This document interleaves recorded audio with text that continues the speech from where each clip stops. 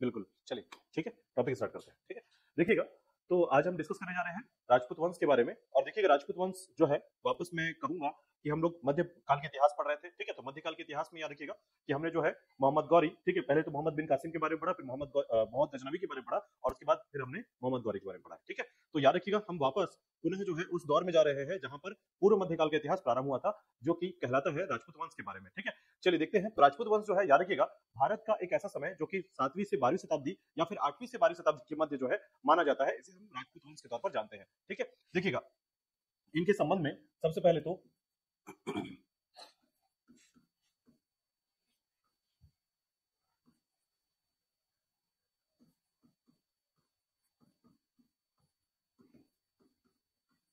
पहले तो ये समझिएगा राजपूत वंश क्या है। ठीक है, तो याद रखिएगा, राजपूत वंश वह वंश है जो एक शब्द से बना हुआ है, राजपुत्र।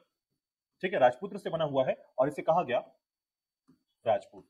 ठीक है, यानी राजा के पुत्र या राजवंश, जो वह राजवंश जो राजा के पुत्र के समान माने गए हैं। ठीक है, यानी कि राजा ही वंशज के तौर पर माने गए हैं, उसे हम राजपूत वंश के तौर पर जानते हैं। याद रखिएगा, लेकिन एक बात सबसे महत्वपूर्ण याद रखिएगा, इसकी उत्पत्ति का सिद्धांत मैं आपको बताऊंगा कि ये उत्पत्ति कहां से आई, कि क्या ऐसा हुआ जहां पर राजपूत वंश जो है भारत में एक समय में, ठीक है, एक शक्तिशाली राजपूत वंश या राजपूत वंश के तौर पर जाना गया है। ध्यान रखिएगा, ठीक है, तो यह समय है जो है, याद रखिएगा, 8वीं से 12वीं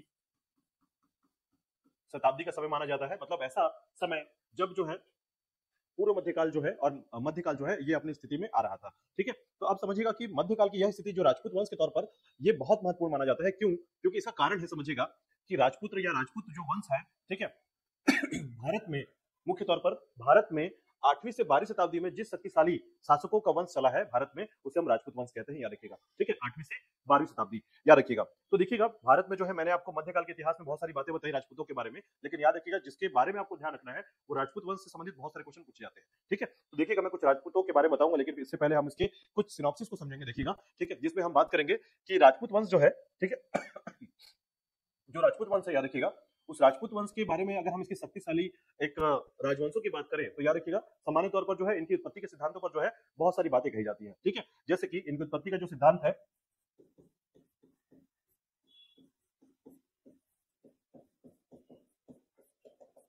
इसमें मुख्य तौर पर याद रखिएगा, इसकी उत्पत्ति या राजपूत वंश, जैसे कई बार ऐसा होता है ना कि इतिहास पढ़ रहे हैं और ये राजवंश कहां से आया, किसका बेटा था, कौन था, ऐसे बहुत सारे क्वेश्चन दिमाग में आते हैं, है ना।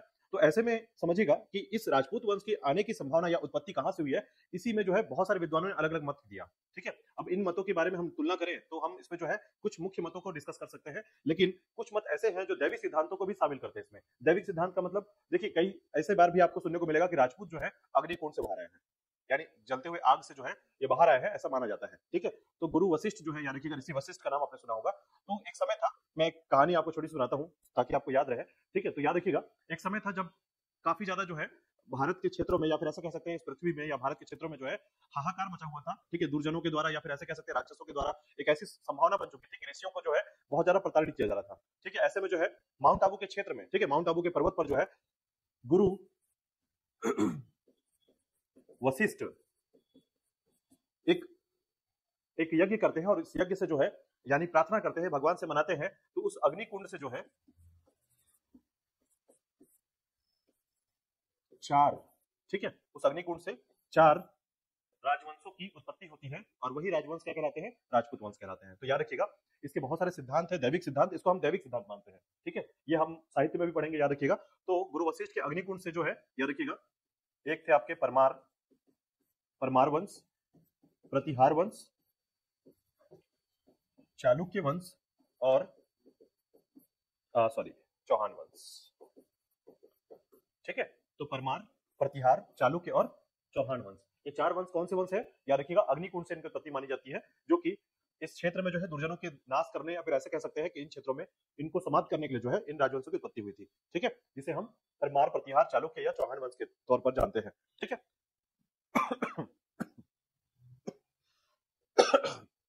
तो देखिएगा, इसी सिद्धांत को हम डिस्कस करेंगे पहले। तो इनकी उत्पत्ति के सिद्धांतों में जो है सबसे पहले याद रखिएगा कि मैं कुछ पॉइंट्स आपको क्लियर कर रहा हूं उत्पत्ति में। तो उत्पत्ति क्या है, ध्यान दीजिएगा कि जब हमारे पास इनकी उत्पत्ति का जो है प्रॉपर साक्ष्य ना हो, ठीक है, तो हम क्या करते हैं, इतिहासकारों के मत को मानते हैं। ठीक है, तो जैसे मैं याद रखिएगा कि कर्नल टॉड हो गए, ठीक है, उसी प्रकार जो है अलेक्जेंडर हो गए, कलिंगम हो गए, ठीक है, उसके बाद जो है आपके गौरी शंकर अग्रवाल हो गए, और उसके अलावा जो है कुछ ऐसे भारतीय इतिहासकार भी है जो इन्होंने जो इनकी उत्पत्ति के सिद्धांत दिए हुए हैं, ठीक है, क्योंकि इसके साक्ष्य जो है ना प्रॉपर तरीके से नहीं मिलते हैं कि ये राजपूत वंश जो है कहां से आया, ठीक है। तो याद रखिएगा, इनके बारे में हम डिस्कस करते हैं। देखिएगा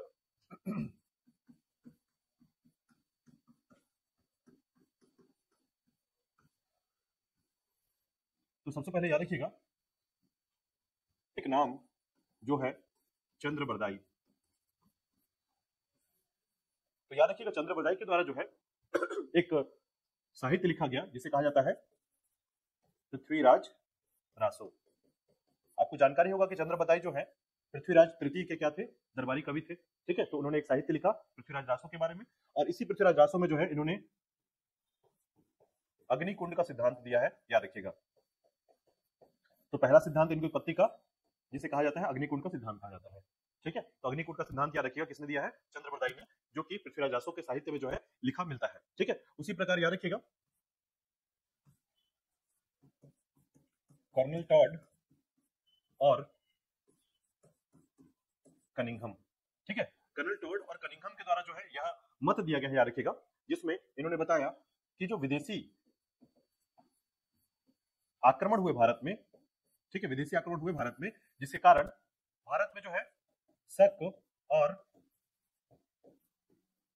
सीथियन वंश के लोग जो है भारत में बस गए, और आगे चलकर जो है शक और सीथियन ही लोग या कुषाण जो थे, याद रखिएगा, शक, सीथियन, कुषाण,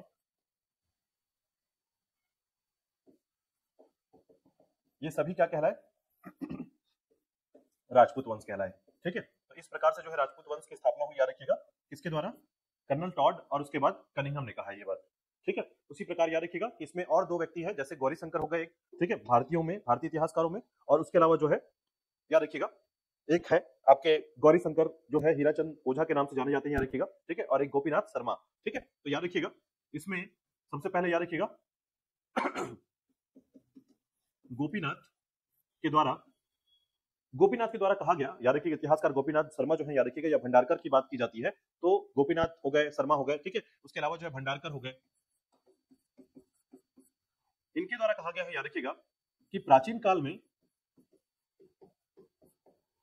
के समय जो है, याद रखिएगा, कहा गया कि ब्राह्मणों के द्वारा जब काफी समय से जो है तप किया जा रहा था, ठीक है, और लगातार जो है ब्राह्मण का जीवन जो है ब्राह्मण जी रहा था, और ऐसी स्थिति में जो है जैसे ही विदेशी आक्रमण हुआ तो ब्राह्मणों के द्वारा भी क्या किया गया, तो एक नए वंशज जो है ब्राह्मणों से जन्म लेते हैं, जो कि मुख्य तौर पर राजपूत कहलाते हैं। अब इसको कंसेप्ट के हिसाब से समझ सकते हैं कि जैसे आपने देखा होगा कि एक धर्म है हमारे यहाँ, सिख धर्म जो है, जिनके द्वारा पहले सिख धर्म जो है इस प्रकार से युद्ध कौशल में जो है आगे पारंगत नहीं हुआ करते थे, लेकिन समय दर समय जो है उन्होंने युद्ध कौशल सीखा, और आज के समय में जो है अपने आप में हर एक सिख जो है युद्ध के लिए तैयार रहता है। इस प्रकार से तलवार उसके लिए जो है, करतार जो है उसके लिए बहुत महत्वपूर्ण माना जाता है। उसी प्रकार ऐसा कहा जा सकता है कि गोपीनाथ और भंडारकर के द्वारा यह कहा गया, याद रखिएगा, कि प्राचीन काल में जो ब्राह्मण हुआ करते थे ये जब पहले जप और तप करते थे, यानी पूजा पाठ और जप तप से संबंधित थे, लेकिन अंततः जो है जैसे विदेशी आक्रमण भारत में होने लगा तो इनके कुछ ऐसे वंशज थे जिन्होंने क्या किया, तलवार विद्या सीखना चालू किया या युद्ध कौशल सीखना चालू किया, और ऐसे में जो है इसी ब्राह्मणों से जो है राजवंशों का उदय हुआ या राजपूतों का उदय हुआ, ठीक है। तो इसके राजपूत के उदय में यह माना गया कि ब्राह्मण वंशों से ही जो है राजपूतों का उदय हुआ है। इसी प्रकार याद रखिए गौरी शंकर के अनुसार जो है यह माना गया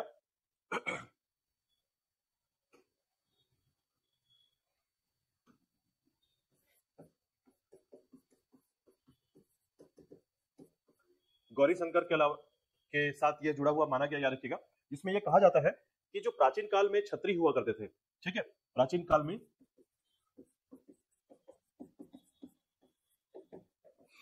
क्षत्रिय हुआ करते थे जिसे हम आर्य कहते हैं, ठीक है। तो ऐसे मानिएगा कि प्राचीन काल में जो क्षत्रिय हुआ करते थे, जो आर्य कहलाते थे, उन्हीं आर्यों से जो है राजपूत वंश का उदय हुआ। इस प्रकार से याद रखिएगा 4 मत दिए गए, और उन्हीं मतों से जो है ये स्थायित्व आया कि किस तरीके से जो है राजपूतों की उत्पत्ति हुई, या राजपूत वंश जो है कैसे स्थापित हुआ है, ठीक है। तो पहला सिद्धांत क्या कहलाता है, अग्निकुंड का सिद्धांत कहलाता है, याद रखिएगा, ठीक है, अग्निकुंड का सिद्धांत। दूसरा सिद्धांत क्या कहलाता है, विदेशी आक्रमण का सिद्धांत, याद रखिएगा, जो विदेशी जो लोग आके यहाँ पर बसे धीरे धीरे जो है उनके द्वारा ही राजपूतों का उदय हुआ, याद रखिएगा। तीसरा है ब्राह्मणों से राजपूतों की उत्पत्ति, और चौथा है आपका क्षत्रियों से राजपूतों की उत्पत्ति, ठीक है। ये 4 सिद्धांत माने जाते हैं, याद रखिएगा, जो कि उत्पत्ति के सिद्धांत के तौर पर जाने जाते हैं। क्लियर हुआ। अब देखिएगा भारत में जो है कुल गुत्रु की या राजपूतों के उदय की बात की जाए तो कुल इनमें जो है 36 राजपूत वंश जो है स्थापित हुए थे प्रारंभिक समय में।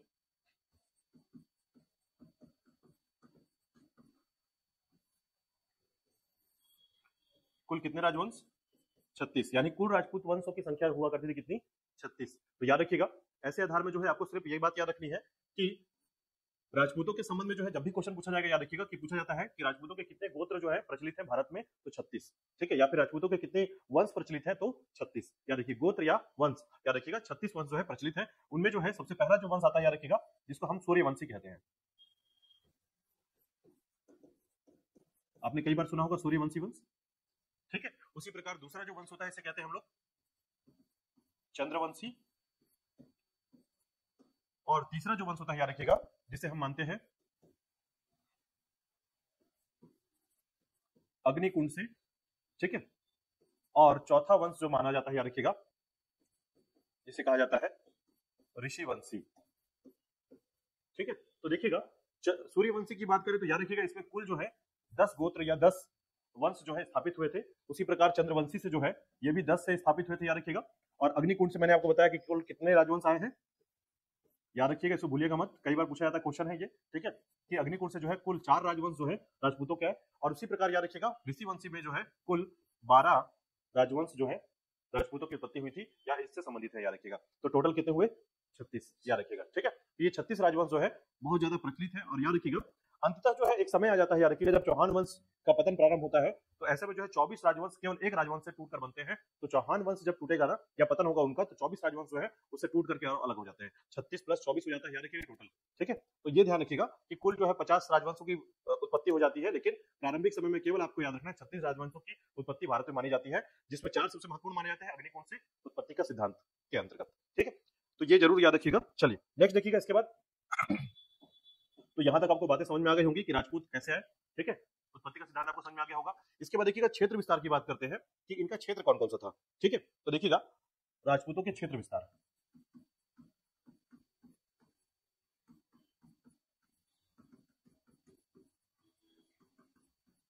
राजपूतों का क्षेत्र विस्तार, देखिएगा राजपूतों के क्षेत्र विस्तार में हम मैप पे देखते हैं, देखिएगा थोड़ा सा।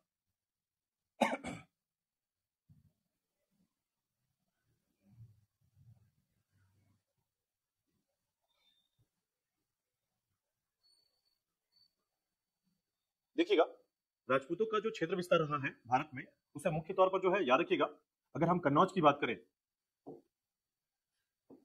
ये कन्नौज का क्षेत्र है, ठीक है। यहां पर जो शासक हुआ करते थे, वंश हुआ करता था गढ़वाल, गढ़वाल वंश, ठीक है। उसी प्रकार अगर हम दिल्ली और अजमेर की बात करें, याद रखिएगा, दिल्ली और अजमेर के क्षेत्र में, तो यहां पर जो है मुख्य तौर पर याद रखिएगा चौहान वंश जो है यहां पर शासन करता था, मुख्य तौर पर अजमेर और दिल्ली क्षेत्र का विस्तार हुआ यहां तक, ठीक है।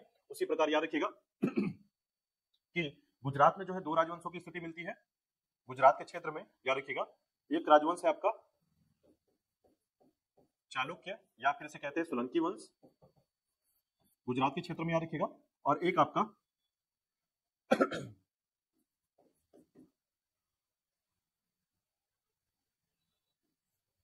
अभी एक वंश को पढ़िएगा चालुक्य वंश के बारे में। और उसके बाद जो है इस तरफ अगर आप जाएंगे मालवा के क्षेत्र में, याद रखिएगा, तो मालवा के क्षेत्र में, ये मालवा क्षेत्र हो गया परमार वंश, ठीक है, यहाँ पर परमार वंश हो गया। अब देखिएगा यहाँ पर गुजरात का जो क्षेत्र है, ठीक है, तो गुजरात के क्षेत्र में होने के कारण, चूंकि मैंने बताया चालुक्य है, सोलंकी है, ठीक है, तो गुजरात में 2 राजवंशों की उत्पत्ति ज्यादा होने की संभावना मानी जाती है। एक है आपका गुज्जर प्रतिहार वंश, गुजरात में होने के कारण इनको क्या कहा गया है? गुज्जर कहा गया है। तो गुज्जर प्रतिहार वंश, ठीक है। तो याद रखिएगा ये कुछ राजवंश है। बाकी इसके अलावा जो है आपके मध्य प्रदेश के क्षेत्र में आपको, ठीक है, चंदेल वंश मिलेगा, ठीक है। उसी प्रकार जो है आपका राजस्थान वाला जो क्षेत्र है, याद रखिएगा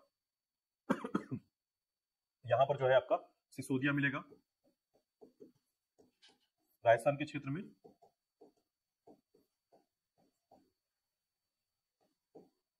मध्य प्रदेश, ठीक है। इस प्रकार से राजवंशों की जो उत्पत्ति है, याद रखिएगा उनका क्षेत्र विस्तार है, ये मुख्य तौर पर मैंने आपको बता दिया है, ठीक है। ध्यान रखिएगा कुछ राजवंशों में आपके जो 5 राजवंश है उनको सबसे ज्यादा इंपॉर्टेंट तरीके से याद रखिएगा, ठीक है। कौन कौन से 5 राजवंश? तो याद रखिएगा इसमें सबसे पहला जो नाम आता है राजवंशों में, वो है आपका गुज्जर प्रतिहार वंश। दूसरा राजवंश जो है इसे कहते हैं चौहान वंश। तीसरा जो राजवंश है याद रखिएगा उसे कहा जाता है आपका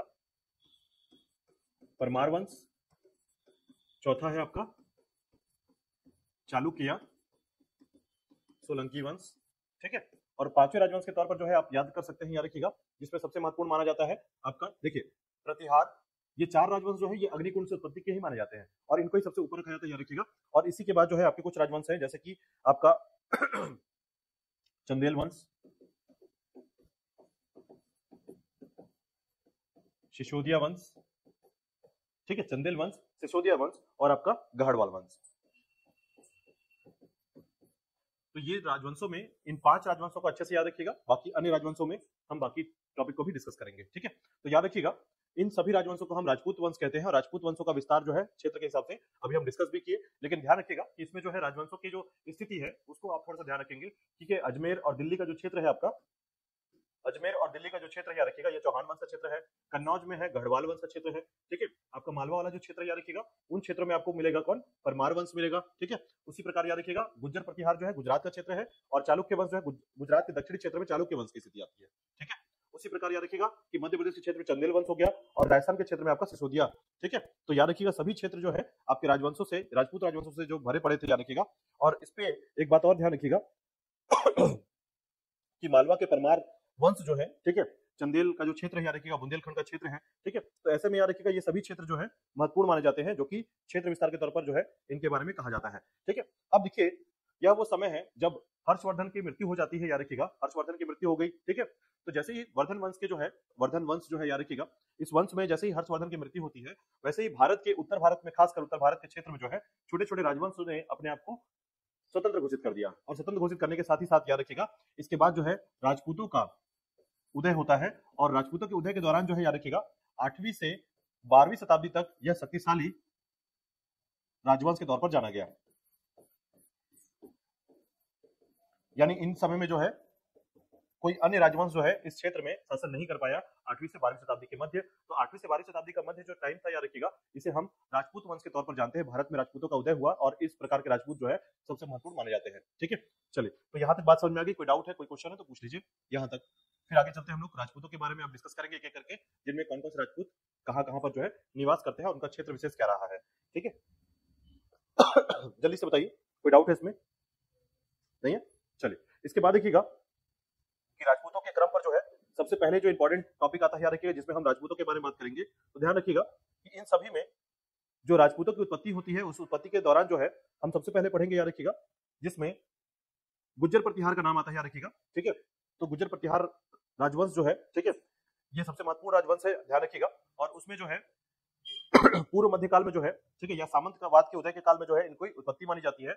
आप इसको दो तरीके से समझ सकते हैं। तो देखिएगा होता क्या है, इसको आप ऐसे समझिए कि उत्पत्ति इनकी कैसे हुई है। तो देखिएगा, ध्यान दीजिएगा कि जब हर्षवर्धन का समय चल रहा था तो ऐसे में जो हर्षवर्धन के अंडर या फिर हर्षवर्धन के साम्राज्य के शासनकाल में जो है सामंतवाद का जब उदय हुआ तो सामंतों के तौर पर जो है इन राजाओं ने या फिर राजपूतों ने जो है इसमें सामंतवाद के समर्थन को साथ दिया। जैसे ही हर्षवर्धन की मृत्यु होती है ये सामंतवाद को मिटाते हुए जो है क्या करने लगे, राजा बनने लगे और इस प्रकार से जो है राजपूत शासन जो है प्रारंभ हुआ, ठीक है। तो भारत के उत्तर क्षेत्र में जो है राजपूतों का जो शासन प्रणाली है वो बहुत महत्वपूर्ण माना गया और 8वीं से लगभग 12वीं शताब्दी के मध्य जो है राजपूतों का उदय रहा। और इसमें जो है कोई भी ऐसी शक्ति जो है, अच्छा, इनकी एक विशेषता भी थी, याद रखिएगा, कभी भी जो है ना इन राजवंशों की जब बात करेंगे आप तो याद रखिएगा कोई भी एक राजवंश अपने गोत्र के अलावा यानी कि अपने वंश के अलावा दूसरों पर ट्रस्ट नहीं करता था, ठीक है, यानी विश्वास नहीं करते थे एक दूसरे पर। और साथ ही साथ जो है इतने ज्यादा इगोइस्टिक होते थे, याद रखिएगा, इगोइस्टिक समझते हैं कि बात मतलब वचन जो ऐसी स्थिति होती थी, याद रखिएगा, कि इन्होंने जो बात बोल दी है उसके लिए उनको सर कटाना पड़े तो सर भी कटा देंगे, लेकिन बोल दिया है बात को पूरा करने के लिए लगातार कायम रहते थे। और यही कारण है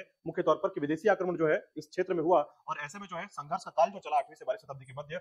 तो जैसे ही मोहम्मद गौरी का समय आता है, याद रखिएगा, और मोहम्मद गौरी ने जब तराइन का युद्ध लड़ा, दूसरा युद्ध लड़ा, तो उस युद्ध के बाद जो है भारत में अब इनकी शक्ति जो है कमजोर होने लगती है, राजपूतों की शक्ति, और अंततः जो है राजपूतों के जो पूरा शासन तरीका था उसे समाप्त कर दिया गया, ठीक है। तो एक बात समझिएगा कि इनकी विशेषताओं के कारण ही जो है इनका राज शासन जो है समाप्त हुआ है, ठीक है। इसका कारण क्या था?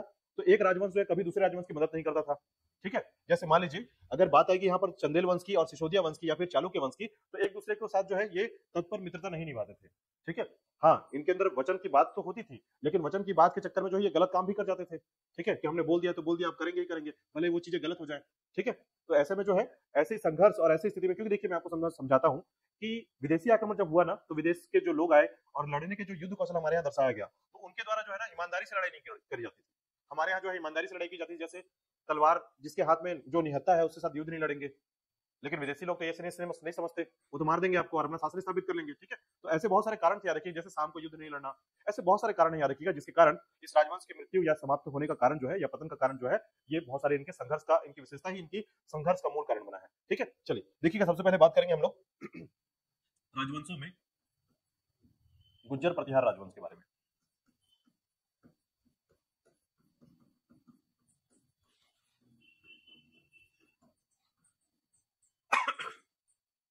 ठीक है, तो गुज्जर प्रतिहार राजवंश जो है याद रखिएगा, यह वह राजवंश है जिसके द्वारा जो है, अगर हम इसके क्षेत्रों की बात करें या इसके बारे में बात करें तो ध्यान रखिएगा, गुज्जर प्रतिहार राजवंश जो है राजपूतों के सामंत के तौर पर पहले कार्य करते थे। ठीक है, आपको मैंने राजपूत को जब पढ़ा रहा था तो मैंने आपको बताया था प्रतिहार राजवंश जो है, ठीक है, पहले तो प्रतिहार शब्द का अर्थ समझिएगा।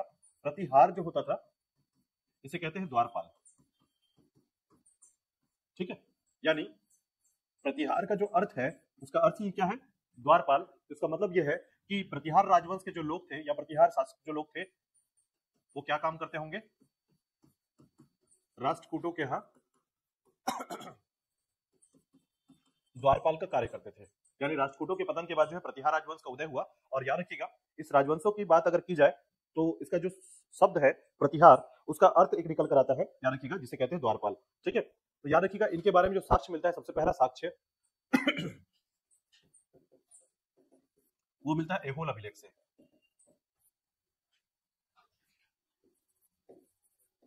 एहोल अभिलेख से साक्ष्य मिलता है, याद रखिएगा, जिसमें पहली बार जो है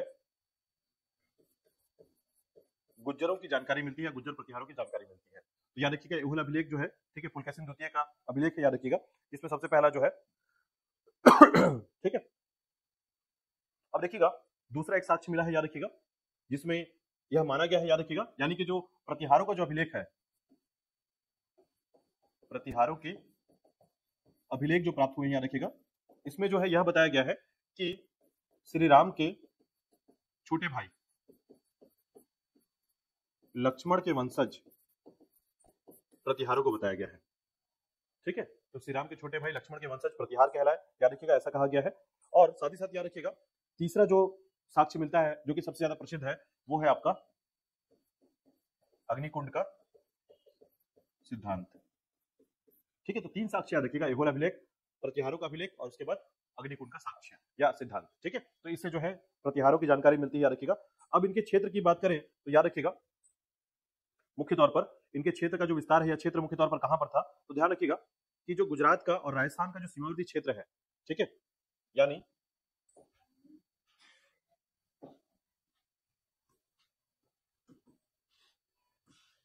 क्षेत्र में याद रखिएगा गुजरात व राजस्थान का सीमावर्ती क्षेत्र जो है इनका निवास क्षेत्र रहा है। ठीक है, तो याद रखिएगा गुजरात और राजस्थान के सीमावर्ती क्षेत्र को जो है इनका निवास स्थान कहा गया और इस क्षेत्र के कारण जो है इनको जो है नाम दिया गया गुज्जर प्रतिहार। ठीक है, तो गुजरात क्षेत्र के कारण जो है इनको नाम मिला। अब देखिएगा इनका संस्थापक का नाम अगर आपको याद रखना है तो बहुत छोटे तरीके से इसको नाम को याद रखिएगा कि इनका जो संस्थापक है हरिश्चंद्र, प्रतिहार वंश के संस्थापक हरिश्चंद्र, याद रखिएगा हरिश्चंद्र। ठीक है, इसमें मुख्य शासकों की बात करें तो दो चार मुख्य शासक हैं जो सबसे महत्वपूर्ण है, याद रखिएगा, जिसमें नागभट्ट प्रथम, वत्सराज, नागभट्ट द्वितीय, मिहिर भोज। ठीक है, तो याद रखिएगा इनमें जो है कुछ राजा जो महत्वपूर्ण है, याद रखिएगा। ठीक है, तो इसमें याद रखिएगा इनकी राजधानी जो है अहिलवाड़ थी।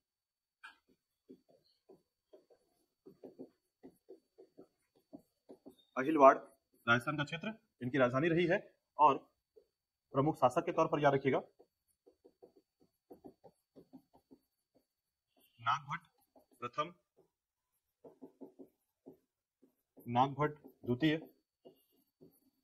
मिहिर भोज, वत्सराज, ये सभी जो है महत्वपूर्ण शासक हैं, याद रखिएगा। अन्य भी महत्वपूर्ण शासक हैं, ठीक है, जैसे एक नाम और जो सबसे ज्यादा प्रचलित है, याद रखिएगा महेंद्रपाल और महिपाल प्रथम। ठीक है, तो याद रखिएगा ये सभी गुज्जर प्रतिहार के शासक है। इसमें जो है सबसे ज्यादा जो इंपॉर्टेंट याद रखिएगा उसमें वत्सराज का नाम याद रखिएगा। ये सबसे ज्यादा प्रतिहार राजवंश को का मूल संस्थापक या फिर वास्तविक संस्थापक जो से माना जाता है वो आपका वत्सराज है। ठीक है, तो वत्स राज्य को सबसे इंपॉर्टेंट मानिएगा कि इनमें जो है हरिश्चंद्र का नाम जरूर आता है, कि संस्थापक के तौर पर हरिश्चंद्र का नाम आता है, लेकिन ध्यान रखिएगा कि इसके अलावा अगर हम बात करें हरिश्चंद्र के अलावा, तो वत्स राज जो है वास्तविक संस्थापक है इस राजवंश का। ठीक है, चलिए एक एक करके समझते हैं, देखते हैं इनके बारे में। देखिएगा तो पहला नाम आता है प्रमुख शासकों में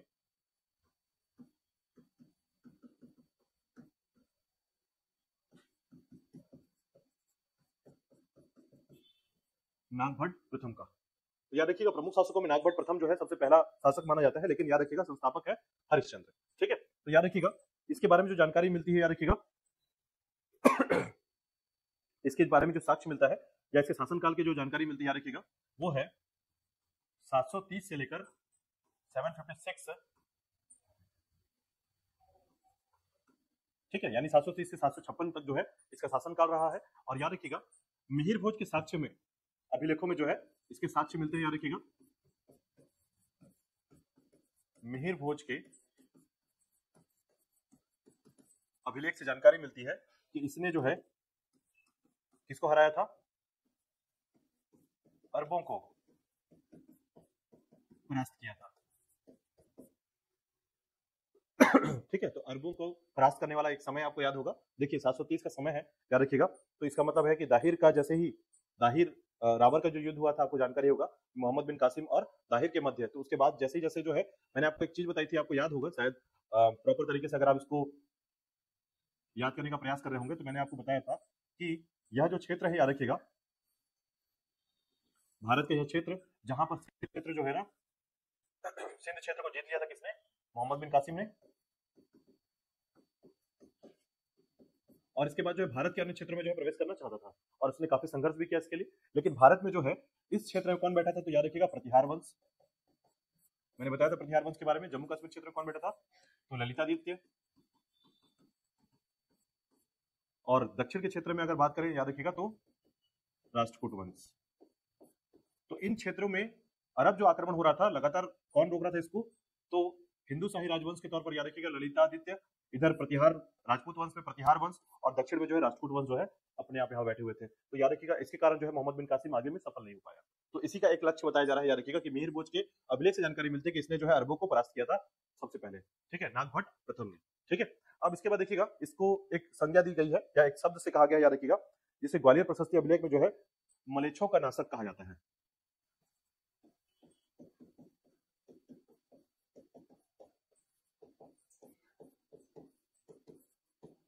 ग्वालियर प्रशस्ति अभिलेख। ठीक है, तो मलेच्छों का नाशक मतलब याद रखिएगा दुर्जनों का नाशक कह सकते हैं। ठीक है, तो याद रखिएगा इस प्रकार से शब्द से जो है से ग्वालियर प्रशस्ति अभिलेख में जो है ये शब्द लिखा गया है इसके लिए, जिसे मलेच्छों का नाशक भी कहा जाता है नागभट्ट प्रथम को। ठीक है, इसके बाद देखिएगा शासन के तौर पर जो है वत्स राज्य का समय आता है। और याद रखिएगा मैंने आपको बताया भी था वत्स राज्य के समय जो है त्रिपक्षीय संघर्ष जो है हमने याद भी रखा था इसको। ठीक है, याद रखिएगा वास्तविक संस्थापक तौर पर जानते हैं इसको, वास्तविक संस्थापक कन्नौज के त्रिपक्षीय संघर्ष में शामिल। ठीक है, कन्नौज के त्रिपक्षीय संघर्ष में ये शामिल था, याद रखिएगा। और इसने जो है इस समय 3 लोग शामिल हुए थे कन्नौज के त्रिपक्षीय संघर्ष में। ठीक है, मैंने बताया था आपको राजपूत वंश, प्रतिहार वंश और पाल वंश, ये 3 राजवंश थे, याद रखिएगा। जिसे मैंने आपको बताया था कि इसने जो है धर्मपाल को हराया था। इसको आप ऐसे याद रखिएगा कि धर्मपाल पाल शासक था, इसको किसने हराया था, वत्सराज ने। और वत्सराज को किसने हराया था, ध्रुव ने। ठीक है, तो याद रखिएगा 3, देखिए ये पाल शासक था, ये आपका प्रतिहार हो गया, ये हो गया आपका राष्ट्रकूट। ठीक है, तो राष्ट्रकूट शासक का ध्रुव जो था, याद रखिएगा उसने वत्सराज को हराया, वत्सराज ने धर्मपाल को हराया। इस प्रकार से जो है त्रिपक्षीय संघर्ष जो है ये शामिल हुआ था, याद रखिएगा वत्सराज के समय में।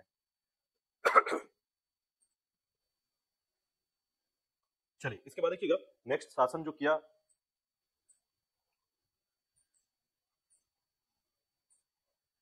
इसके लिए याद रखिएगा नागभट्ट द्वितीय का समय आया। ठीक है, तो याद रखिएगा नागभट्ट द्वितीय का जो समय रहा है, इसने भी जो है त्रिपक्षीय संघर्ष में जो है शामिल हुआ और धर्मपाल को फिर से इसने हराया था, याद रखिएगा।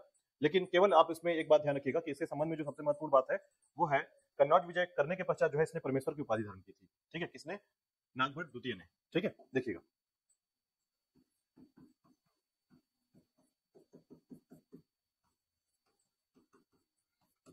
कन्नौज विजय के दौरान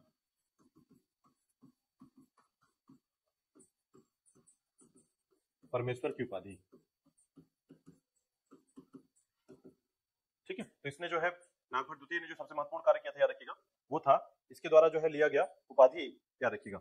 अब देखिएगा इस शासन काल में जो है सबसे महत्वपूर्ण शासक जो माना जाता है वो तो वत्सराज है ही, लेकिन सबसे महत्वपूर्ण के साथ साथ जो है सबसे ज्यादा प्रसिद्ध जो शासक था, याद रखिएगा। ठीक है, तो याद रखिएगा प्रसिद्ध शासकों में सबसे पहला नाम आता है मिहिर भोज का। मिहिर भोज जो है सबसे प्रसिद्ध शासक रहा है और इसके समय में बहुत सारी घटनाएं भी हुई हैं, याद रखिएगा। जैसे कि याद रखिएगा इसके समय में जो शासन काल था, ठीक है, तो इसका जो क्षेत्र विस्तार था, याद रखिएगा, मिहिर भोज के समय में इसका क्षेत्र जो था वो आपका कश्मीर से मुल्तान और उसके अलावा जो है आपका बंगाल क्षेत्र, दक्षिण में कर्नाटक। ठीक है, ये इसका क्षेत्र विस्तार था, याद रखिएगा, जिसमें मुल्तान से लेकर बंगाल और कश्मीर से लेकर कर्नाटक तक जो है इसका क्षेत्र फैला हुआ था। ठीक है, तो बंगाल से मुल्तान तक और कश्मीर से कर्नाटक तक जो है इसका क्षेत्र विस्तार था, याद रखिएगा, मिहिर भोज के समय। साथ ही साथ याद रखिएगा इसी के समय जो है भारत भ्रमण के दौरान जो है सुलेमान आया हुआ था, याद रखिएगा।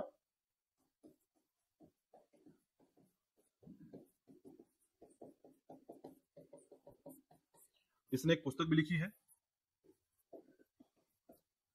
उस पुस्तक को याद रखिएगा जिसमें जो है मिहिर भोज की सेना को महान सेना बताया है किसने? सुलेमान ने। ठीक है,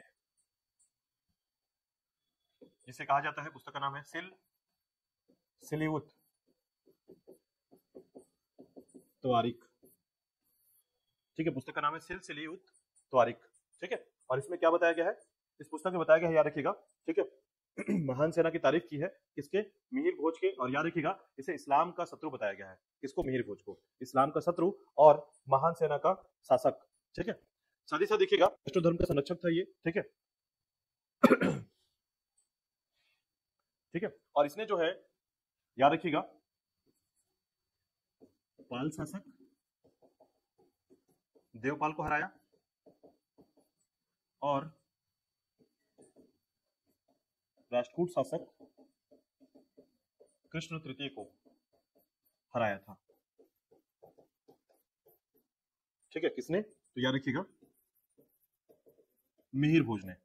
ठीक है, तो याद रखिएगा मिहिर भोज का जो समय रहा है यह महत्वपूर्ण माना जाता है भारत के इतिहास में, जो है खासकर ये राजपूतों के लिए जो है, ठीक है, प्रतिहार राजवंश के लिए मिहिर भोज का समय जो है सबसे महत्वपूर्ण माना जाता है। ठीक है, और इसी के समय जो है इसने चांदी के सिक्के भी चलवाए थे, याद रखिएगा, जिसमें सबसे महत्वपूर्ण बात आती है, याद रखिएगा, इसके चांदी के सिक्के में, ठीक है, जिसे ट्रम्प कहा जाता था। ठीक है, तो याद रखिएगा मिहिर भोज के चांदी के सिक्के जिसका नाम ट्रम्प था। ठीक है,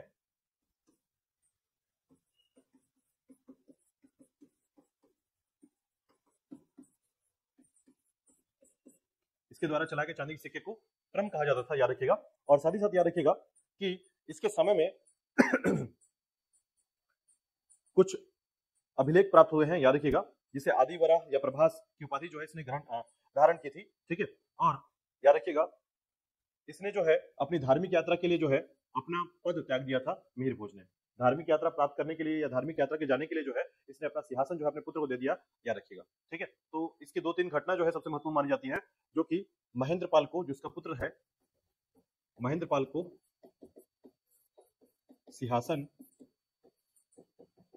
सौंप देना धार्मिक यात्रा हेतु। ठीक है, तो 3-4 बातें जो है मिहिर भोज के लिए याद रखिएगा। पहला कि कश्मीर से लेकर जो है आपका कर्नाटक तक और मुल्तान से लेकर बंगाल के क्षेत्र तक जो है इसका क्षेत्र विस्तार था। साथ ही साथ याद रखिएगा कि सुलेमान जो है भारत भ्रमण जब कर रहा था तो उसने एक पुस्तक लिखी थी सिलसिले-उत, ठीक है, तारीख, और इसमें जो है उसके महान सेना की जो है व्याख्या की है उसने। और साथ ही साथ याद रखिएगा पाल शासक देवपाल को हराया और राष्ट्रकूट शासक जो है कृष्ण तृतीय को हराया इसने मिहिर भोज ने। ठीक है, इसके अलावा जो है इसने चांदी के सिक्के चलवाए जिसे ट्रम्प के नाम से जाना गया, और अपने पुत्र महेंद्रपाल को जो है सिंहासन सौंप दिया इसने धार्मिक यात्रा हेतु। ठीक है, तो मिहिर भोज के बारे में ये 3-4 बातें आप ध्यान रखेंगे। हाँ बोलिए। हाँ हाँ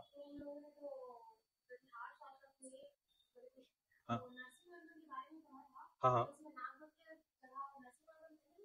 नहीं देखिए, इसमें बहुत सारे शासक आएंगे, मैं सिर्फ प्रमुख शासकों की बात कर रहा हूँ। ठीक है, इसमें क्या होता है देखिएगा कि इसमें शासकों की संख्या काफी लंबा है। जैसे आप एक बात नोटिस कीजिएगा, मैं आपको यहाँ पर एक चीज और समझाता हूँ। ये 730 से लेकर 756 का समय है। वत्स राज्य का समय जब देखेंगे आप ना, तो यहाँ पर ये 756 से स्टार्ट नहीं हो रहा है, 772-73 से स्टार्ट हो रहा है, फिर बीच में 10 साल का गैप दिया हमने।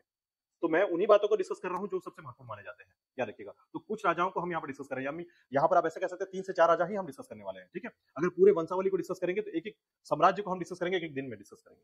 ठीक है, तो हमें कोशिश करना यह है कि जो सबसे महत्वपूर्ण घटना हुई है इतिहास में, उन घटनाओं को हम डिस्कस कर पाए। ठीक है, तो ऐसे में जो है कुछ राजाओं को हम स्किप करेंगे ताकि हमारा समय बचे और हम उसके महत्वपूर्णता को भी समझ पाए। ठीक है, तो ये बात ध्यान रखिएगा कि हम लोग कुछ राजाओं को यहाँ पर डिस्कस नहीं कर रहे हैं। ठीक है, तो ध्यान रखिएगा इसमें मिहिर भोज का नाम आपको याद रखना है, और मिहिर भोज के संबंध में क्वेश्चन पूछा जाता है, याद रखिएगा।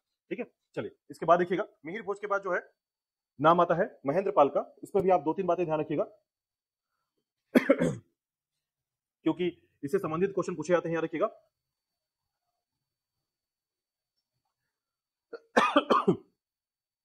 ठीक है, चलिए देखिएगा इसके संबंध में महेंद्र पाल के बारे में जो है, शासकों में महेंद्र पाल। तो देखिएगा महेंद्र पाल को जो है यहाँ पर कविराज के नाम पे जाना गया है, याद रखिएगा। इसे कविराज कहा जाता था, इसको उपाधि दी गई थी कविराज की उपाधि। ठीक है, महेंद्र पाल को। साथ ही साथ याद रखिएगा इसके संबंध में कुछ महत्वपूर्ण बातें जो आती हैं, याद रखिएगा। जिसमें सबसे पहली बात जो कि महेंद्र पाल के लिए कहा जाता है, याद रखिएगा कि इसने जो है कविराज के तौर पर जो है इसे नाम दिया गया। इसका कारण था, याद रखिएगा, कि कवियों के, ठीक है, कवियों को जो है अपने दरबार में जो है क्या करता था, संरक्षित करता था। ठीक है, और इसी के कारण जो है, याद रखिएगा, एक कविराज है जिनका नाम है राजशेखर। ठीक है, राजशेखर, याद रखिएगा, कविराज राजशेखर है जो है, याद रखिएगा, इनके दरबार में थे। ठीक है, और इनके राजगुरु भी थे। ठीक है, कविराज की जो कुछ रचनाएं जो है, याद रखिएगा, कुछ कई बार पूछा जाता है। ठीक है, कविराज राजशेखर की रचनाएं हैं, जिसमें काव्य मीमांसा,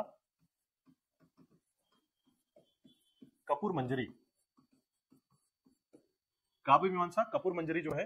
ठीक है, तो याद रखिएगा ये 2 बातें सबसे महत्वपूर्ण है। ठीक है, इसके साथ ही साथ याद रखिएगा बाल रामायण, हर विलास और भुवन कोश।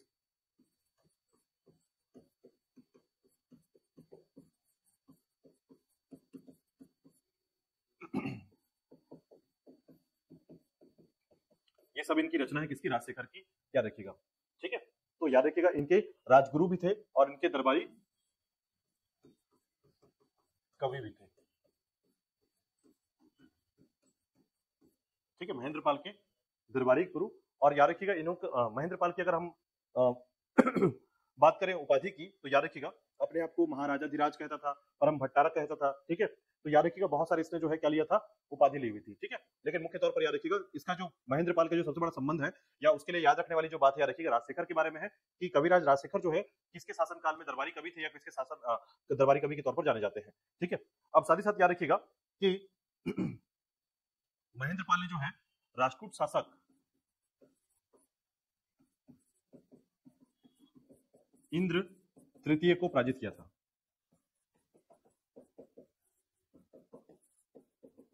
ठीक है, तो 2 से 3 बातें केवल याद रखिएगा महेंद्र पाल की। इसने काफी ज्यादा उपाधि ग्रहण किए थे, याद रखिएगा। ठीक है, तो 885 से लेकर लगभग 910 के समय जो है इसका शासनकाल रहा है। इसके बाद याद रखिएगा महिपाल प्रथम जो है इसका शासनकाल के बाद आता है महिपाल। ठीक है, महिपाल, तो शासनकाल के बाद जो है महेंद्र पाल के बाद महिपाल का नाम आता है, याद रखिएगा। और महिपाल को जो है राजशेखर ने क्या कहा है, तो याद रखिए कविराज राजशेखर ने आर्यवर्त का महाराजाधिराज कहा है। इसे जो है राजशेखर ने आर्यवर्त का महाराजाधिराज कहा है, याद रखिएगा। आर्यवर्त का महाराजाधिराज किसने कहा है, राजशेखर ने कहा है, जो कि कविराज था। ठीक है, अब इसी के साथ एक बात और याद रखिएगा कि इसी समय में जो है इसके शासनकाल में अल मसूदी जो था वो गुजरात आया था। ठीक है, और इस समय, ठीक है, इसके शासनकाल में जो है अल मसूदी गुजरात आया था। इसके शासनकाल में जो है अल मसूदी गुजरात आया था। और ध्यान रखिएगा इसके समय में जो है खासकर ये 915 से 916 ईस्वी के आसपास का समय है जब अल मसूदी जो है गुजरात आया था। ठीक है, और इस समय जो है अल मसूदी जो है, याद रखिए, गुज्जर प्रतिहार को अल गुज्जर और राजा बौरा कहकर बुलाते थे। ठीक है, मतलब इस समय जो है महिपाल को राजा बोरा,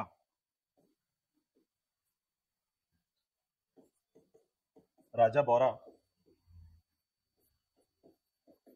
कहते थे। ठीक है, तो याद रखिएगा अल मसूदी के समय गुजरात आया था और अल मसूदी जो है राजा को क्या कहता था, महिपाल को राजा बोरा या अल गुज्जर के नाम से जानता था। ठीक है, तो ये दो बातें याद रखिएगा।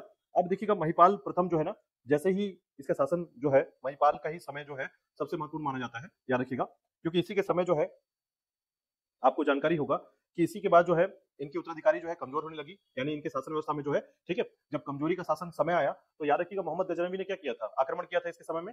ठीक है, मोहम्मद गजनवी का समय है, याद रखिएगा। तो क्योंकि मोहम्मद बिन कासिम का समय मैंने आपको बताया कि किस प्रकार से जो है अरबों को रोका था किसने, तो याद रखिएगा नाग भट्ट ने अरबों का पतन किया था। ठीक है, अरबों को जो है रोका था, परास्त किया था। उसी के बाद जो है याद रखिएगा धीरे धीरे जो है मोहम्मद बिन कासिम के बाद जो है धीरे धीरे मोहम्मद बिन कासिम का जो समय था वो समाप्त हुआ, अरबों का समय समाप्त हुआ, फिर तुर्कों का समय चालू हुआ, तो मोहम्मद गजनवी आया। मोहम्मद गजनवी ने क्या किया, याद रखिएगा कि इसके शासनकाल में महिपाल के बाद जितने भी उत्तराधिकारी हुए, अन्य उत्तराधिकारी के तौर पर याद रखिएगा अधिकांशतः अयोग्य हुए या फिर कमजोर हुए। ठीक है, और इसके पतन कारण जो है यही बना था, याद रखिएगा, जिसमें मोहम्मद गजनवी ने जो है पहला आक्रमण किया था, याद रखिएगा। ठीक है, और उस समय जो है दो शासक यहां पर शासन कर रहे थे, याद रखिएगा, एक है राज्यपाल और एक है त्रिलोचन पाल।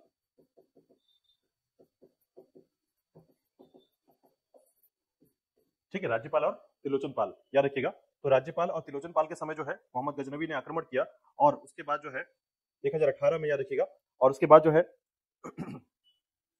राज्यपाल जो यहाँ से पलायन कर जाता है मोहम्मद गजनवी के डर से, और ऐसे में जो है याद रखिएगा जैसे राज्यपाल पलायन करता है, भाग जाता है अपने शासनकाल को छोड़कर, तो चंदेल शासक ये सब देख रहा था। कौन चंदेल शासक, मैंने विद्याधर के बारे में बताया था। ठीक है, तो विद्याधर ने क्या किया था, बाद में राज्यपाल की हत्या कर दी थी। तो याद रखिएगा चालुक्यों के स्थान पर जिस शासन व्यवस्था को फिर से मजबूती मिली थी वो चंदेल शासक थे। ठीक है, तो ये जरूर ध्यान रखिएगा कि राज्यपाल की हत्या जो है, ठीक है। अब इनमें जो अंतिम शासक है, याद रखिएगा, अंतिम शासक की जो जानकारी मिलती है वो है यशपाल के बारे में।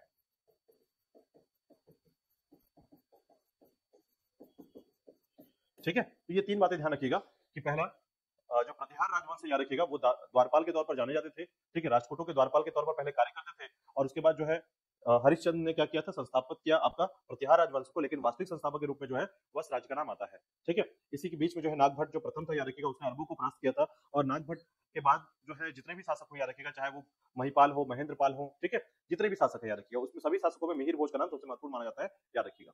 ठीक है, तो तीन चार राजवंशों में इसी संबंधित घटनाओं को थोड़ा सा याद रखिएगा, ताकि जो है प्रतिहार राजवंश के बारे में आप बेसिक नॉलेज कवर कर पाए। ठीक है, याद रखिएगा इसको।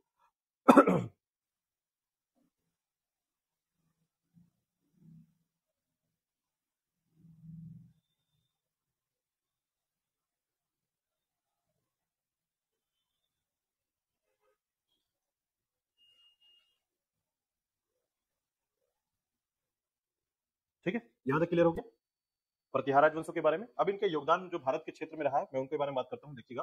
तो याद रखिएगा इनका योगदान जो रहा ना भारत के क्षेत्र में, ये लगभग 300 साल तक शासन किए। ठीक है, जब 300 साल तक जब ये शासन करते थे, याद रखिएगा, तो इनके शासन काल में जो है बहुत सारी घटनाएं घटी थी। जैसे अरबों का आक्रमण हुआ, तो इन्होंने क्या किया, अरबों के आक्रमण को समाप्त किया, पहला काम इन्होंने किया। दूसरा जो है पूरे भारत में, या फिर ऐसा कहा जाए कि इस समय में जब प्रतिहार शासक जब ये शासन कर रहे थे, इनके पास जो सेना थी, अश्वसेना, इसकी तुलना जो है किसी भी राजवंश से नहीं की जा सकती। ठीक है, इवन ऐसा कहा जा सकता है कि ये जो अपने घोड़े जो खरीदते थे वो कहां से खरीदते थे, मध्य एशिया से, मतलब बाहर से हमारे घोड़े आते थे, प्रतिहार शासकों के जो घोड़े होते थे वो बाहर से आते थे। तो ऐसे अश्वसेना जो है कहीं भी नहीं पाया जाता था, यानी कि सबसे महत्वपूर्ण अश्वसेना जो है प्रतिहार शासकों का हुआ करता था। ठीक है, साथ ही साथ याद रखिएगा इस सेना की जो सबसे महत्वपूर्ण खास बात है इस प्रतिहार राजवंशों की, वो ये है कि इन्होंने जो है त्रिपक्षीय संघर्ष को जो है अंतिम विजय प्राप्त की थी। यानी मैंने आपको बताया था कि राजपूत, पाल और प्रतिहार शासक आपस में लड़ते रहते थे, किसके लिए, कन्नौज के लिए। तो ऐसे में जो है याद रखिएगा अंतिम रूप से जो है कन्नौज पर शासन किसने प्राप्त किया था, प्रतिहारों ने किया था। ठीक है, तो याद रखिएगा पहले ये अहिलवाड़ा क्षेत्र में शासन कर रहे थे, और उसके बाद कन्नौज क्षेत्र में भी शासन किया था इन्होंने। ठीक है, तो याद रखिएगा प्रतिहार का योगदान भारत के इतिहास में जो है अमूल्य योगदान इन्होंने किया था, अरबों को परास्त करके जो है 300 साल तक शासन किया था इसने। ठीक है, चलिए नेक्स्ट देखिएगा। इसके बाद जो है इसके बाद अन्य राजवंश में देखिएगा, प्रतिहार राजवंश के बाद जो है चौहान वंश की बात करते हैं। देखिएगा चौहान वंशों के बारे में। ठीक है,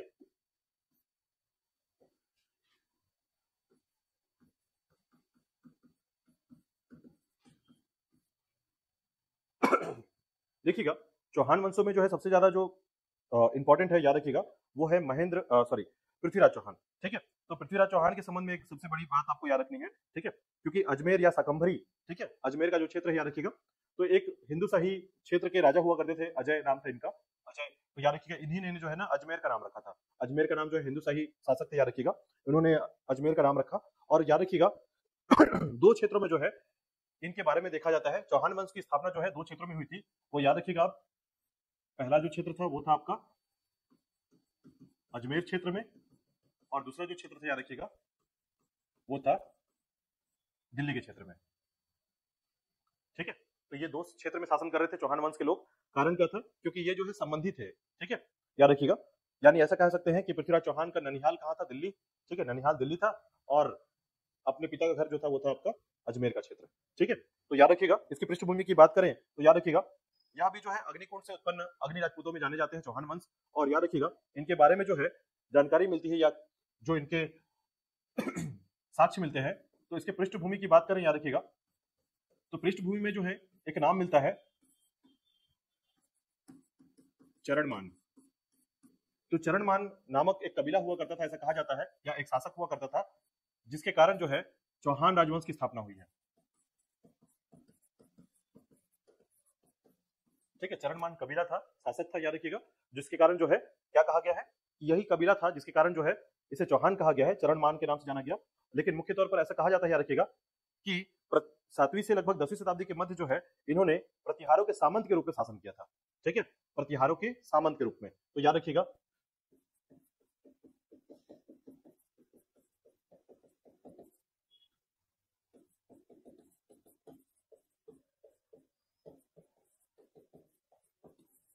प्रतिहारों के सामंत के रूप में शासन किया। लेकिन संस्थापक की जब बात की जाती है याद रखिएगा तो इसमें नाम आता है वासुदेव का। नाम याद रखिएगा वासुदेव। ठीक है, पूछा जाता है चौहान वंश के संस्थापक का नाम वासुदेव है। ठीक है, लेकिन चौहान वंश क्यों कहा गया है? तो चरणमान के कारण जो है, या इस कबीले से संबंधित होने के कारण जो है चौहान वंश कहा गया है। संस्थापक का नाम की बात करें तो वासुदेव का नाम आता है, ध्यान रखिएगा, आपको वासुदेव नाम ही टिक करना है हमेशा, याद रखिएगा। ठीक है, तो देखिएगा वासुदेव के बारे में अगर बात करें तो याद रखिएगा इस वंश की स्थापना जो है, ठीक है, इस वंश की स्थापना जो है 551 ईस्वी के समय जो है, लगभग 551 ईस्वी के समय जो है इसने स्थापित किया। ठीक है, और जब ये चौहान वंश की स्थापना होती है याद रखिएगा, तो इस समय जो है मुख्य तौर पर इसकी जो साक्ष्य मिलते हैं, ठीक है, इस साक्ष्य की जानकारी जो मिलती है याद रखिएगा वो है आपका बिजौलिया शिलालेख से। बिजौलिया शिलालेख से जो है ये जानकारी मिलती है, याद रखिएगा। वासुदेव ने 551 ईस्वी में जो है चौहान वंश की स्थापना की, साक्ष्य मिलता है बिजौलिया शिलालेख से। इस शिलालेख से जो है यह जानकारी मिलती है। ठीक है, अब इसी के साथ एक बात और याद रखिएगा कि इनकी राजधानी कहां हुआ करती थी, तो याद रखिएगा अजमेर के क्षेत्र में एक क्षेत्र था आपका शाकंभरी, इनकी राजधानी हुआ करती थी, जो कि अजमेर के निकट थी।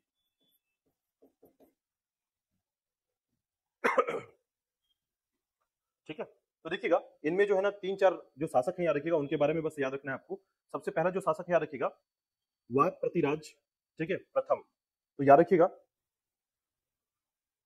इसी ने जो है क्या किया था, वाक प्रतिराज प्रथम को आपको याद रखना है। दूसरा नाम याद रखना है विग्रहराज, और तीसरा याद रखना है पृथ्वीराज चौहान को या पृथ्वीराज तृतीय को। ठीक है, 3 शासकों का नाम याद रखिएगा। प्रमुख शासकों में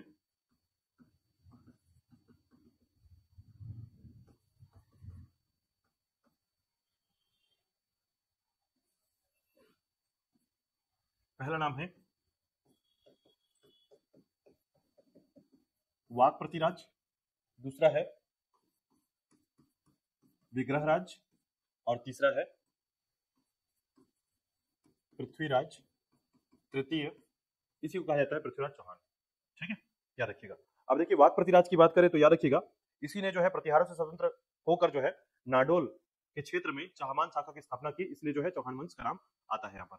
यानी चाहमान जो शाखा है याद रखिएगा वाक प्रतिराज ने जो है इसकी शुरुआत की थी। और याद रखिएगा इसके पुत्र ने जो है, इसका पुत्र का नाम था सिद्धराज, ठीक है, जिसने महाराजाधिराज की उपाधि ग्रहण की थी। बस आपको ध्यान रखना है वाक प्रतिराज का जो समय है, ठीक है, 917 ईस्वी से लेकर 944 ईस्वी तक जो है इसने शासन किया, और इसने चाहमान शाखा की स्थापना की। प्रतिहारों से अलग होकर चाहमान शाखा की स्थापना की, बस इतना ही याद रखिएगा, वाक पृथ्वीराज ने ये किया था। ठीक है, इसी प्रकार देखिएगा विग्रहराज चतुर्थ या फिर विशलदेव जिसे कहा जाता है। ठीक है, तो विग्रहराज जो है ये चतुर्थ है या फिर से विशलदेव के नाम से भी जानते हैं, विशलदेव। ठीक है, इसके समय की जो घटना है याद रखिएगा, जो थोड़ी महत्वपूर्ण है। ठीक है, विग्रहराज चतुर्थ या विशलदेव के समय, तो याद रखिएगा सारी जो निर्माण कार्य हुए हैं ना वो विग्रहराज के समय हुए हैं, ये याद रखिएगा। अजमेर के शासक, ठीक है, विग्रहराज। ठीक है, तो देखिएगा सबसे पहले जो है इस वंश का सबसे शक्तिशाली शासक कहा जाए तो विग्रहराज को कहा जाता है। इसने जो है तोमरों को या तोमर वंश को जो है अपना सामंत बनाया था। क्योंकि आपको बता दूं ये तोमर वंश ही है जिसने दिल्ली की स्थापना की थी। ठीक है, तो दिल्ली के जो तोमर वंश थे याद रखिएगा, इनको क्या बनाया था, अपना सामंत बनाया था। तो दिल्ली की स्थापना किसने की थी, तोमर वंश ने की थी, ध्यान रखिएगा। ठीक है, अब इसी के पास देखिएगा कि अजमेर के पास ही जो है ना एक क्षेत्र है जिसका नाम है कंठाभरण। कंठाभरण अजमेर में एक क्षेत्र है जिसका नाम है कंठाभरण। ठीक है, कंठाभरण याद रखिए, ये कंठाभरण जो है ना सबसे महत्वपूर्ण है, इसको आईएमपी कर लीजिएगा, क्योंकि यहीं पर जो है कंठाभरण नामक जो है संस्कृत विद्यालय जो है स्थापित किया गया था। संस्कृत विद्यालय की स्थापना। ठीक है, तो सोचिए एक संस्कृत विद्यालय की स्थापना जो है इस समय में की गई थी, और साथ ही साथ याद रखिएगा इस विद्यालय में जो है, ठीक है, इसी विद्यालय में एक मंदिर की स्थापना की गई थी, जो सरस्वती मूर्ति जो है स्थापित हुई थी, याद रखिएगा, सरस्वती माता की मूर्ति।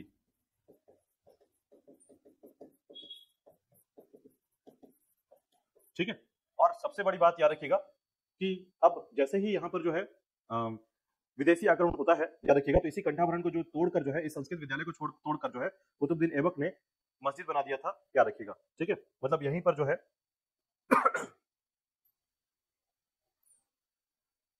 ठीक है, तो ये जरूर याद रखिएगा, इसी को तोड़कर क्या बनाया गया था, किसने बनाया था, तो दोनों बातें याद रखिएगा,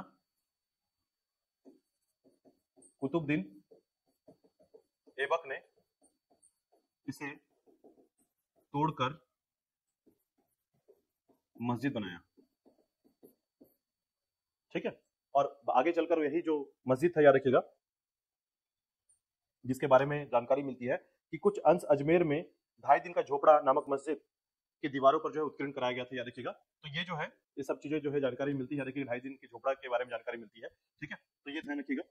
चलिए इसके बाद देखिएगा कि विग्रहराज या विशलदेव के समय जो है और भी महत्वपूर्ण घटनाएं घटी थी, याद रखिएगा। ठीक है, यानी इसके जो दरबारी कवि थे याद रखिएगा, सोमदेव, विशलदेव के दरबारी कवि थे सोमदेव।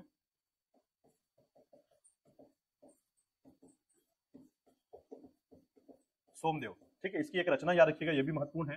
ठीक है, दरबारी कवि का नाम याद रखिएगा सोमदेव, और इनकी एक रचना है जिसे कहा जाता है, याद रखिएगा, ललित विग्रहराज। ललित विग्रहराज और कथा सरिता सागर, ये दो रचनाएं जो है बहुत महत्वपूर्ण माना जाता है, ललित विग्रहराज और कथा सरिता सागर, याद रखिएगा, इन दोनों की रचना की गई। और ध्यान रखिएगा कि चौहान वंश का स्वर्ण काल जो है इसी शासन काल को कहा जाता है, विग्रहराज के शासन काल को चौहान वंश का स्वर्ण काल कहा जाता है। ठीक है, तो चौहान वंश का स्वर्ण काल याद रखिएगा,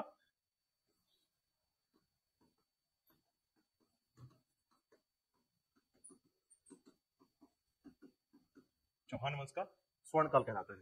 ठीक है, तो चौहान वंश का स्वर्ण काल विग्रहराज या विशलदेव के काल को कहते हैं, याद रखिएगा। ठीक है, कंठाभरण का नाम याद रखिएगा, संस्कृत विद्यालय जो है स्थापित किया गया, और इसी के मध्य क्षेत्र में जो है सरस्वती मंदिर स्थापित किया गया, और एकमात्र मंदिर जो है पूरे इतिहास में इसकी जानकारी मिलती है, याद रखिएगा, जो सरस्वती जी की मंदिर थी। ठीक है, ये इंपॉर्टेंट है, याद रखिएगा।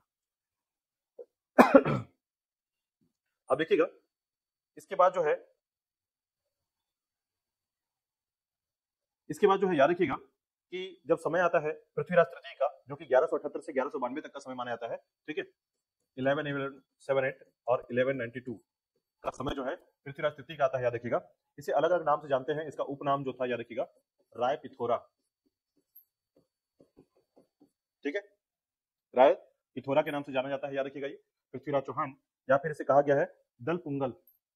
ठीक है, दल पुंगल, मोहम्मद गौरी ने ये नाम दिया था इसको, दल पुंगल। ठीक है, तो याद रखिएगा मोहम्मद गौरी के द्वारा दिया गया नाम दल पुंगल कहलाता है। और साथ ही साथ याद रखिएगा इसके माता पिता का अगर बात करें तो याद रखिएगा सोमेश्वर जो है इसके पिता है, और कपूर देवी जो है इनकी माता। ठीक है, अब देखिए होता क्या है, यहाँ पर एक बात ध्यान रखिएगा कि इसके संबंध में जो जानकारी मिलती है वो दो चीजों से मिलती है, यानी साक्ष्य जो मिलते हैं ये दो चीजों से मिलते हैं। एक है आपका चंद्रबरदाई का, और एक है एक नाम और याद रखिएगा जयनायक का। इन दोनों के द्वारा रचना जो हुआ है याद रखिएगा चंद्रबदाई के द्वारा पृथ्वीराज रासो। ठीक है, पृथ्वीराज रासो जो है चंद्रबदाई ने रचित किया। और उसी के साथ याद रखिएगा एक नाम और जिसे कहा जाता है पृथ्वीराज विजय। पृथ्वीराज विजय, पृथ्वीराज रासो। ठीक है, तो पृथ्वीराज विजय जो है जयनायक के द्वारा रचित किया गया है। ठीक है, अब देखिएगा इनके मध्य जो है अगर इसके युद्ध की बात करें तो इसके बहुत सारे युद्ध हुए थे, जिसमें जो है 3 युद्ध सबसे ज्यादा फेमस है याद रखिएगा। ठीक है, 4 युद्ध को मैं आपको डिस्कस करूंगा पृथ्वीराज चौहान के बारे में, लेकिन इससे पहले एक घटना जो है थोड़ा सा मैं आपको बता दूं। तो याद रखिएगा इसके संबंध में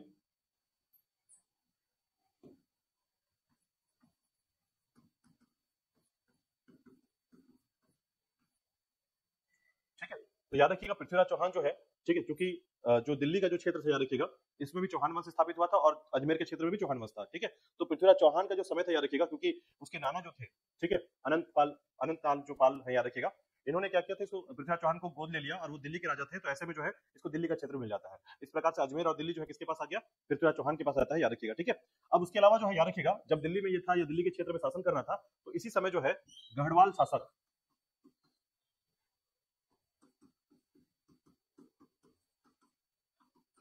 जयचंद, ठीक है, इसकी पुत्री थी याद रखिएगा, इसका नाम था संयोगिता। ठीक है, तो इसके स्वयंवर चल रहा था याद रखिए, संयोगिता का स्वयंवर चल रहा था और वहां पर जो है पृथ्वीराज चौहान ने क्या किया, आकर इसको उठा के ले गया था। ठीक है, अब जयचंद जब मोहम्मद गौरी ने पृथ्वीराज चौहान को हराया या तराइन का युद्ध लड़ा, वहां पर जयचंद ने जो है कहीं पर भी पार्टिसिपेट नहीं किया था याद रखिएगा, सहायता नहीं की थी। ठीक है, उसका कारण था इनकी दुश्मनी। ठीक है, तो ये जरूर ध्यान रखिएगा कि संयोगिता को जो है संयोगिता से विवाह कर लेता है याद रखिएगा उसके पिता के विरुद्ध जाकर, यानी जयचंद के विरुद्ध जाकर जो है इसने संयोगिता से विवाह कर लिया था। तो नाम भी याद रखिएगा, इसके विवाह जो है संयोगिता के साथ हुआ था। गढ़वाल शासक जयचंद की पुत्री थी ये। ठीक है, अब देखिएगा इसी के अलावा जो है इसलिए जो है कई बार कहा जाता है कि कन्नौज के क्षेत्र की जो राजकुमारी का अपहरण किसने किया था, तो पृथ्वीराज चौहान ने किया था। ठीक है, अब इसके युद्ध की बात करते हैं। देखिएगा कौन कौन से युद्ध इसने लड़ा था। 4 युद्ध याद रखिएगा। सबसे पहला जो युद्ध हुआ था इसका, ठीक है, तो ऐसा कहा जा सकता है याद रखिएगा कि मैंने आपको एक समय आपको बताया भी था कि चंदेल शासक जो है परमादिदेव, ठीक है, या परमादिदेश्वर के नाम से जाना जाता है याद रखिएगा। ठीक है, तो याद रखिएगा चंदेल शासक जो है बुंदेलखंड में एक युद्ध लड़ा गया था, जो कि 1182 में 1128 में 82 में जो है याद रखिएगा यह युद्ध लड़ा गया था बुंदेलखंड क्षेत्र में। ठीक है, तो बुंदेलखंड क्षेत्र में जो यह युद्ध लड़ा गया किसके विरुद्ध में, परमादिदेव। ठीक है, कौन था ये, चंदेल शासक था याद रखिएगा। ठीक है, और यहीं पर मैंने आपको एक गाथा सुनाई थी याद रखिएगा, जिसमें आपको ये गाथा मैंने काफी ज्यादा बात डिस्कस भी किया है आल्हा और उदल के बारे में। ठीक है, तो याद रखिएगा सेनापति आल्हा उदल नामक 2 योद्धा थे याद रखिएगा। ठीक है, और इन दोनों योद्धा के बारे में जो संबंधित जानकारी मिलती है, इसके 2 सेनापति थे याद रखिएगा। कई बार एग्जाम में पूछा भी क्या है याद रखिएगा, आल्हा और उदल की गाथा, ये बहुत फेमस है मालवा क्षेत्र में, बुंदेलखंड क्षेत्र में, याद रखिएगा आल्हा उदल की गाथा। ठीक है, तो इसको हराया था किसने या पराजित किया था किसने, पृथ्वीराज चौहान ने इन लोगों को पराजित किया था याद रखिएगा। ठीक है, आल्हा उदल में जो है एक की मृत्यु हो जाती है और उसमें एक जो है संन्यास ले लेता है याद रखिएगा। तो इनकी गाथाएं जो है बहुत फेमस है मालवा क्षेत्र में, आपके बुंदेलखंड क्षेत्र में, बुंदेल क्षेत्र में जाएंगे आप तो इसकी गाथाएं जो है इतनी फेमस है कि याद रखिएगा वहां पर जो है इनके स्टैचू लगे हुए हैं चौक पे। ठीक है, आल्हा उदल के बारे में तो कई बार जो एग्जाम में पूछा था याद रखिएगा कि आल्हा उदल जो है किसके सेनापति थे, चंदेल शासक के परमादिदेव के जो है सेनापति थे याद रखिएगा। ठीक है, अब इसका दूसरा जो युद्ध है पृथ्वीराज चौहान का दूसरा युद्ध जो हुआ था याद रखिएगा वो था गुजरात युद्ध। ठीक है, 1186 में 86 में याद रखिएगा। देखिए अपनी तरफ से ना अपना दुश्मन खुद ही सब तरफ से बना रहा है याद रखिएगा। देखिए एक तरफ से चंदेल शासक को हरा दिया, अब यहाँ पर क्या करता है याद रखिए गुजरात युद्ध लड़ रहा है। तो गुजरात युद्ध लड़ेगा तो गुजरात में कौन है, भीम द्वितीय। ठीक है, तो वही चालुक्य शासक याद रखिएगा। तो चालुक्य शासक जो है को पराजित किया था इसने। इसी कारण से मोहम्मद गौरी के समय लड़ते समय जो है ना कोई भी साथ नहीं देता याद रखिएगा, और इसी कारण जो है पहले तो युद्ध में जीत जाता है लेकिन तराइन के दूसरे युद्ध में जो है हार जाता है। ठीक है, तो पहला युद्ध याद रखिएगा 1182 में, दूसरा युद्ध 1186 में, तीसरा युद्ध 1191 में तराइन का युद्ध, और उसके बाद जो है चौथा युद्ध जो है 1192 में पुनः जो तराइन का दूसरा युद्ध।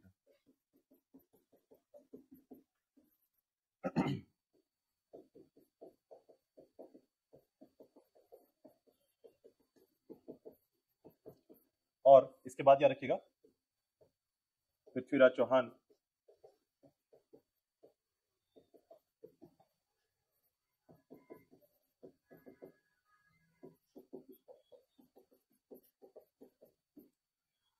ठीक है। तो ये 4 युद्ध लड़े गए थे, याद रखिएगा इसके द्वारा, पृथ्वीराज चौहान के द्वारा। पहला युद्ध जो था ये था बुंदेलखंड का युद्ध, ठीक है। दूसरा युद्ध जो था गुजरात के युद्ध, और उसके बाद जो है तीसरा युद्ध जो था याद रखिएगा उसमें मोहम्मद गौरी को पराजित करता है, और उसके बाद जो है चौथे युद्ध में जो है मोहम्मद गौरी से पराजित हो जाता है, याद रखिएगा पृथ्वीराज चौहान।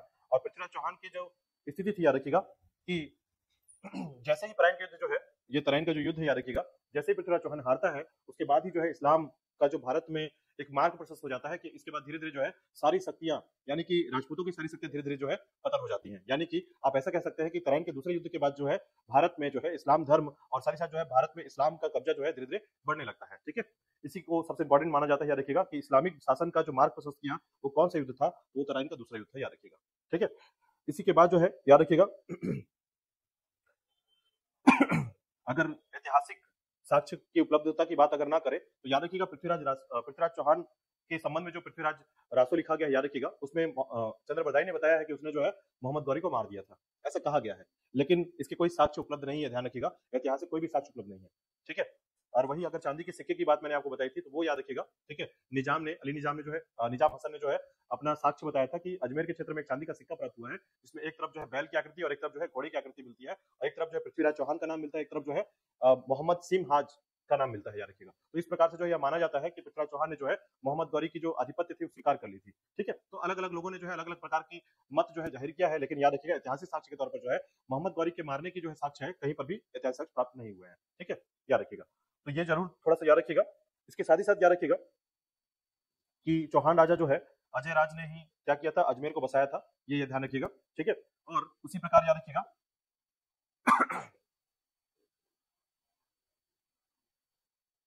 ये काफी है, इतना अगर आप याद रखते हैं, ठीक है।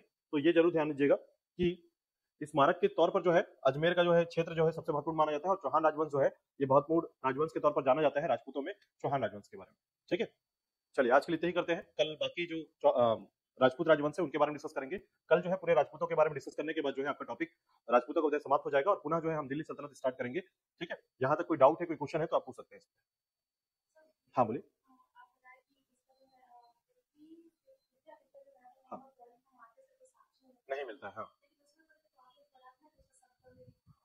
ये एक बात है, चंद्र बरदाई ने ऐसा बोला है, ठीक है। मैंने बताया चंद्र बरदाई ने तो बोला कि मोहम्मद गौरी को मार दिया गया है, ठीक है। तो जब मोहम्मद गौरी को मारने की जो साक्ष्यता मिलती है वो सिर्फ चंद्र बरदाई के पृथ्वीराज रासो में मिलती है, ठीक है, बाकी कहीं नहीं मिलती है, ठीक है। मतलब अब देखिए किसी पुस्तक में अगर ऐसा मिलता है चंद्र बरदाई की पुस्तक, क्योंकि ऐसा होता है ना कि चंद्र बरदाई जो था उसका दरबारी कवि था, दरबारी कवि जो है हमेशा अपने राजा की प्रशंसा करता है, कभी भी उसके बारे में गलत नहीं लिख सकता, ठीक है। तो चंद्र बरदाई जो है इसने पृथ्वीराज रासो में जो लिखा है, याद रखिएगा शब्दभेदी बाढ़ के बारे में लिखा है कि उसने जो है अपने बातों से जो है मोहम्मद गौरी को मार दिया, बट प्रैक्टिकली अगर आप सोच के देखेंगे तो थोड़ा मुश्किल काम है ये, ठीक है। मतलब इसमें कितनी यथार्थता है, कहीं पर भी इसके साक्ष्य नहीं है। साक्ष्य का मतलब अभिलेख या फिर कोई राजा या फिर कोई ऐसा जानकारी मिले जिससे हमको यह कहा जा सके कि मोहम्मद गौरी की मृत्यु का कारण पृथ्वीराज चौहान रहा है। लेकिन एक जरूर जानकारी मिलती है, याद रखिएगा जो गौरी था उसकी मृत्यु जो है, ठीक है, खोखरों के द्वारा हुआ था, ठीक है। आगे हम डिस्कस करेंगे, लास्ट में मैं एक पॉइंट करूंगा, तो याद रखिएगा। तो मैंने आपको बताया भी था कि कैसे जो है लगातार जो है मोहम्मद गौरी जो है अपने दासों को जो है यहाँ पर भारत के क्षेत्रों में नियुक्त करके जो है चला जाता था, ठीक है। और उसके बाद जो है उसी बीच में जो है खोखरों के साथ जो है उनकी युद्ध होती है, एक जनजाति है, याद रखिएगा खोखरो जनजाति जिसे कहा जाता है, उनके मध्य उसका युद्ध होता है और अंतिम तौर में जो है उसकी मृत्यु हो जाती है। लेकिन ऐसा भी कहा जाता है, याद रखिएगा, कि उसके जो बख्तियार खिलजी था उसका एक सेना नायक था, याद रखिएगा, उसने जो है उसका हत्या कर दिया था नमाज पढ़ते हुए, ठीक है। तो बहुत सारे साक्ष्य मिलते हैं, मतलब मरने के जो साक्ष्य मिलते हैं, याद रखिएगा, उसके संबंध में कहीं पर भी प्रमाण नहीं मिले हैं, ठीक है, प्रॉपर प्रमाण नहीं मिले, ठीक है। अलग अलग साहित्यकारों ने, इतिहासकारों ने अपना अपना शब्द लिखा है, बट आपको ध्यान रखना है कि उसकी मृत्यु तो हो गई थी, परंतु अलग अलग लोगों ने अलग अलग बातें कही हैं जो कि आपके समझ के लिए जो है ये होना चाहिए कि हाँ इसकी मृत्यु हुई थी। परंतु आपके पृथ्वीराज चौहान के संबंध में क्या जानकारी मिलती है, तो केवल किताबी अगर हम बातें को देखें तो चंद्र बरदाई के द्वारा कहा गया है कि वो शब्दभेदी बाढ़ से जो है मोहम्मद गौरी को मार दिया था, ठीक है। लेकिन इसके अलावा इसके अन्य क्षेत्र से भी हमको जानकारी मिलती है कि मोहम्मद गौरी की जो आधिपत्य था वो स्वीकार कर लिया था, और अंततः जो है जब विद्रोह कर रहा था तो उस समय जो है मोहम्मद गौरी ने उसे मरवा दिया था, ठीक है, पृथ्वीराज चौहान को। तो ऐसी 2-3 घटनाएं जो है सबसे महत्वपूर्ण मानी जाती है, ये ध्यान रखिएगा, ठीक है।